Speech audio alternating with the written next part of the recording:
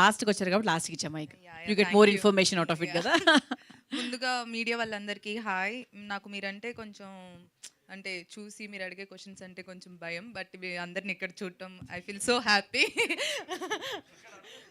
ఆహా నో, నార్మల్గా నేను టీవీలో చూస్తూ ఉన్నాను, మళ్ళీ ఇక్కడ చూశాను, హాయ్ అని చెప్తున్నాను అంతే.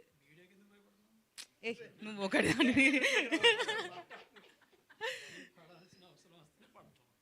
Okay fine Sunny. So Mukesh గారి గురించి మాట్లాడాలి. నా లైఫ్లో ఫస్ట్ టైం ఒక షో చేస్తే ఆ షోకి డైరెక్టర్ ముఖేష్ గారు ఆల్మోస్ట్ ఒక 3 months. ఆ 3 months చాలా టార్చర్ ఆయన. అందరూ ఆయన భరించినందుకు టార్చర్ పాపం ఆయన్ని ఆయన భరించినందుకు థ్యాంక్స్ టార్చర్ అంటున్నారు. ఆయన ఏం చేశారు చెప్పు. ఆయన ఏం అడిగినా అది కాదు, అది జస్ట్ ఇప్పుడు నా ఒక నిమిషం. ఒక విక్రమ్ గారు, ఒక సూర్య గారు తయారైనట్టు బాలా గారి వల్ల. ఎందుకంటే డైరెక్టర్ బాలా గారు అలా చేయిస్తారు అందరితోని వర్క్. అలాంటప్పుడే టాలెంట్ బయటికి వస్తారు అనమాట. సో అలాంటి వ్యక్తి అనమాట. అట్లా ఇప్పుడు నేను అడగలేను ఇదంతా. మధ్యలో నేను అడిగిరా నువ్వు ఎందుకు వచ్చినావు?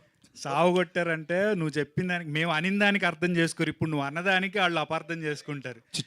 భరించారంటే గ్రేట్ థింగ్స్ టేక్స్ టైం. అలాగే ఎవరైనా ఒక ప్రొడ్యూసర్ అయినా సరే ఇన్ని రోజులు లేట్ అవుతుందంటే బాధపడతారు. బట్ అది హిట్ అయ్యి ఇప్పుడు వాళ్ళు ఎలాగైతే నవ్వుతున్నారు. నేనేదో కామెడీ చేస్తున్నా, ఆయన ఏమో సీరియస్గా వచ్చి చెప్తారు మొత్తం. కామెడీ కాదు రే. Yeah thank you.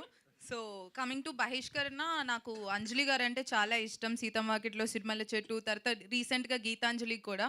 And journey అయితే పిచ్చి పిచ్చిగా ఇష్టం. మీ డైలాగ్స్, మీ వాయిస్, మీ అంతా ఒక తెలుగు హీరోయిన్గా ఐ జస్ట్ లవ్ యూ అంజలి గారు. అండ్ మీకోసం ఈరోజు నేను అంటే చాలా లేట్ అయింది నాకు ట్రాఫిక్లో, అయినా కూడా ఎట్లయినా వచ్చి మిమ్మల్ని చూడాలని అనుకున్నాను. సో అందుకే వచ్చాను. And thank you, very good luck. మీ బహిష్కరణ ఇంకా సూపర్ డూపర్ హిట్ అయిపోవాలి అని. అండ్ ఇప్పుడే వెళ్ళి అన్ని ఎపిసోడ్స్ అన్నీ చూస్తాను. And thank you so much Mukesh గారు అండ్ అంజలి గారు.